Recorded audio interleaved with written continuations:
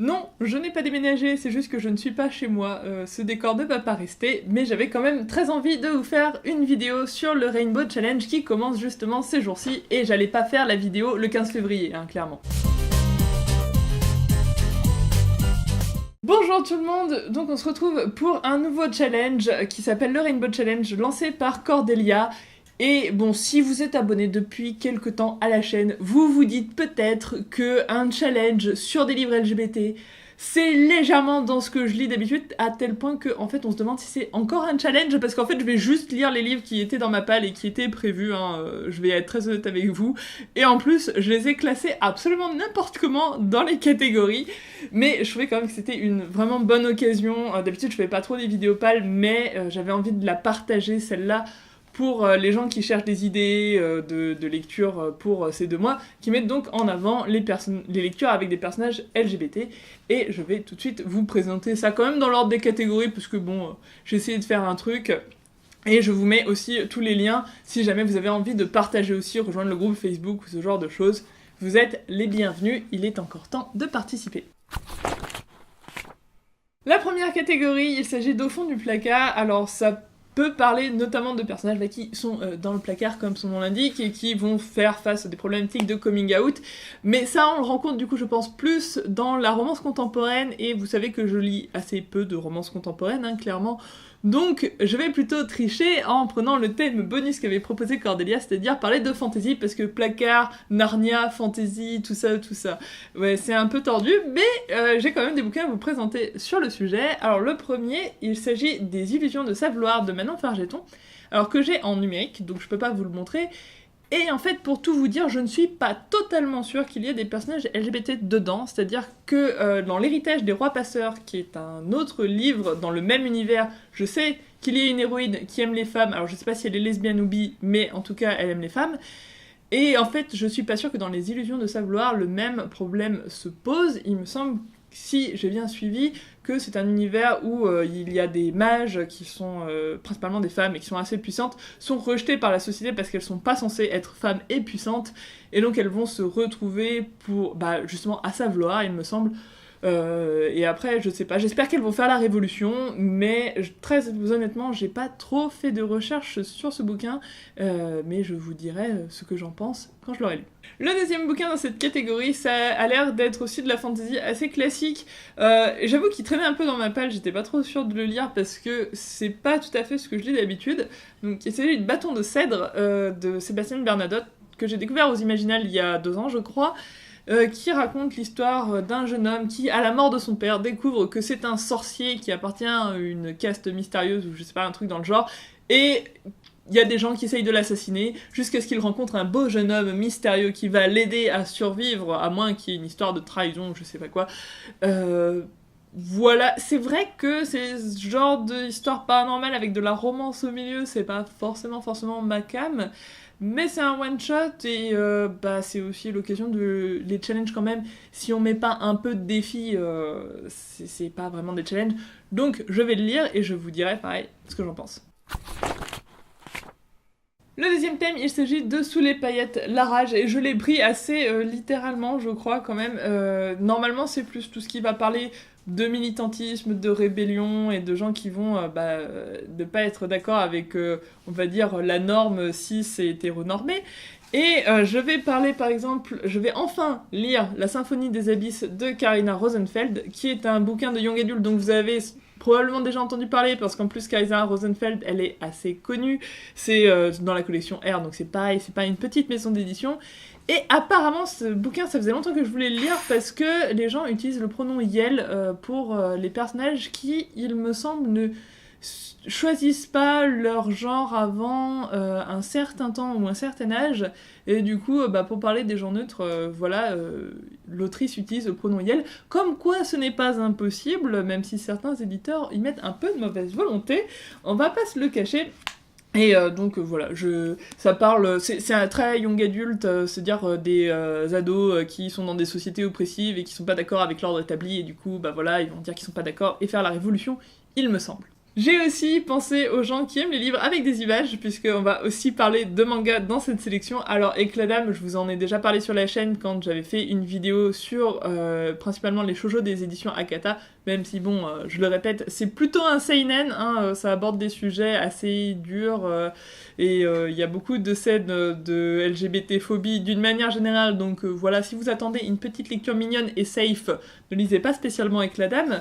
Ceci dit, on est déjà le 3 au moment où je filme cette vidéo, et donc je l'ai déjà lu, hein, parce que je l'ai acheté à sa sortie en janvier, et j'ai attendu le 1er février pour le lire, et cette conclusion de cette série, donc qui parle d'un groupe de personnes LGBT qui se retrouvent autour d'une association qui rénove des maisons. Ce tome 4, c'est tout ce que j'espérais, et j'ai chialé ma race à la fin, très clairement.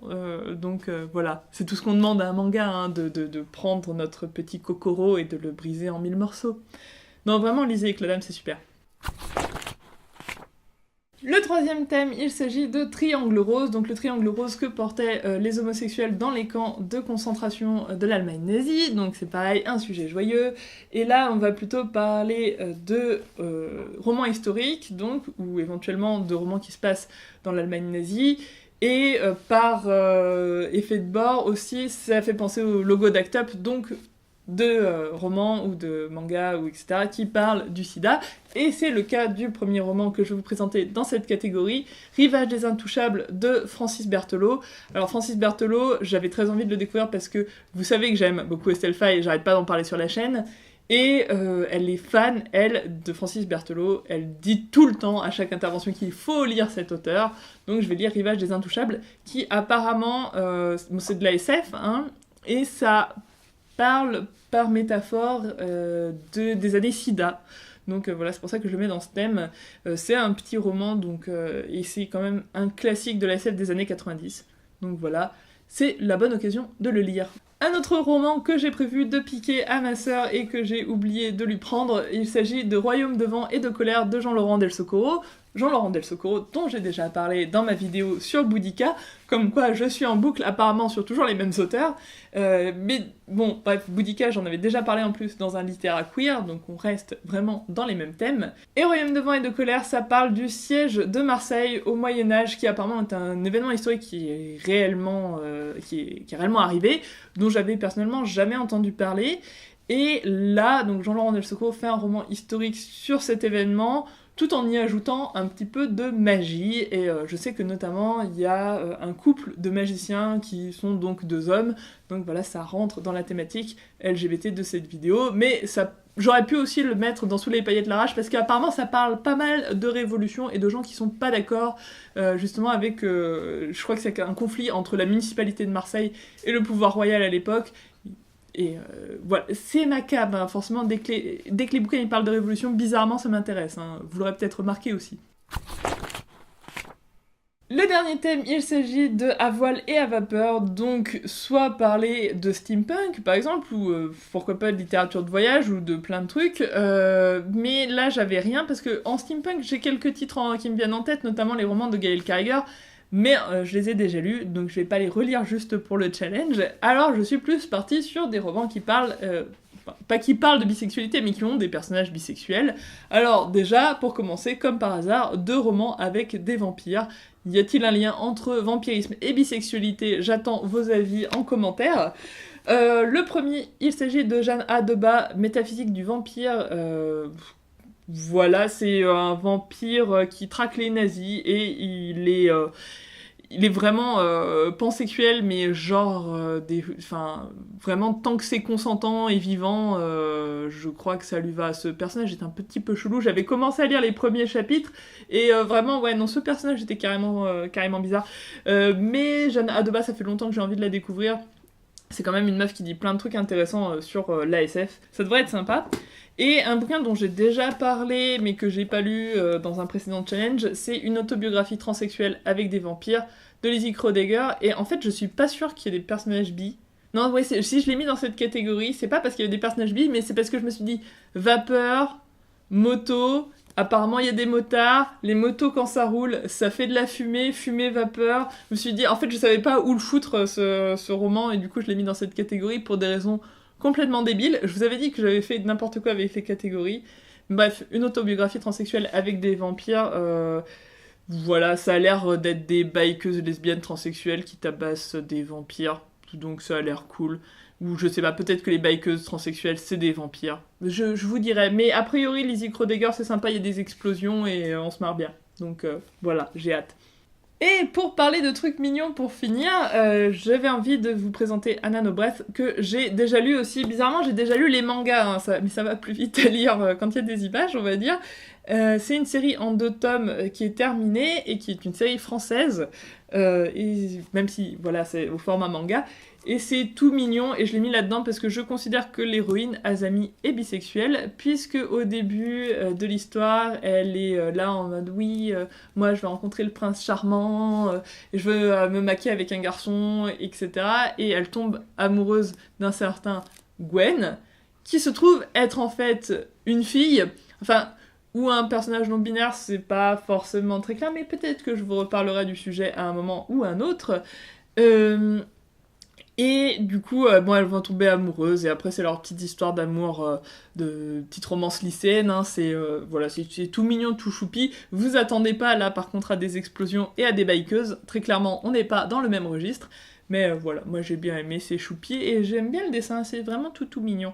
Donc voilà, franchement si vous cherchez une petite série de shoujo, vous pouvez y aller. Donc, heureusement que le challenge dure quand même plusieurs mois parce que je pense qu'il va me falloir un peu de temps pour lire tout ça. Vous connaissez ma grande vitesse de lecture, mais quand même, on ne sait jamais. Si vous avez d'autres suggestions de lecture à me recommander qui pourraient me plaire, n'hésitez pas à me laisser un commentaire. Petite, il paraît que tu cherches des livres avec des personnages LGBT. Oui. Vous me faites peur. Rainbow Warriors, avec des militaires LGBT, des militaires lesbiennes, des militaires gays, des militaires bi, des militaires trans, il y a même une parachutiste trans. Ça a l'air bien, votre... C'est très bien, vas-y, prends le livre, prends-le. Au revoir. Je crois que c'était Calo. Peut-être qu'on a des chances de voir cette personne dans la prochaine vidéo.